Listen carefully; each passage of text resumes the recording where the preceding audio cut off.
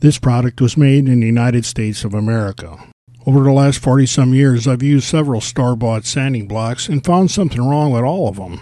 In many cases, it was the pad under the sandpaper that caused the problems. Then along comes the Sharkee sander, and my attitude about store-bought sanding blocks got a whole bunch better. For one thing, they didn't have a pad on the bottom, and I like that, but there's a lot more that I like. The bottom of the Sharkee sander is flat and hard. Unlike sanding blocks with a pad on the bottom, the Sharkee doesn't round off the edge. The sandpaper is fully supported along the bottom of the Sharkee, but it doesn't sink in or wrap over the edge when you sand on a flat surface. The front of the Sharkee sander has this long slope on it, and that lets you get into a lot of confined areas very easily. The backside slopes as well and gives you a nice feel when you're sanding.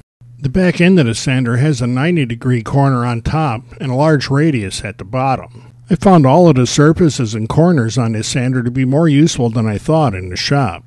Changing belts on a Sharkee sander is very easy.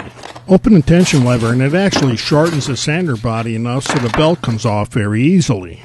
And when you want to put the belt back on, if you stand the sander on its edge, push the belt all the way down, then close the tension lever, and the belt's perfectly aligned with the edges. In all of my testing, I could sand right up to a vertical obstruction and leave very little for cleanup afterwards. Very often, I didn't have any cleanup to do at all. The Sharkee went right to the edge and sanded it all smooth. Turn the Sharkee over, and that long slope on the front end makes it easier to get in close to things. But the feature that really sold me is being able to sand the sides of a box and come out with very crisp edges on it with no tapering. I'd buy the Sharkee if that's all it did, but as we've seen, it does a lot more. The large radius on the back of the Sharkee lets you smooth out moldings without messing up the contours. And when you have an especially tough spot to sand, that ridge on the top side lets you focus a lot of power on the belt.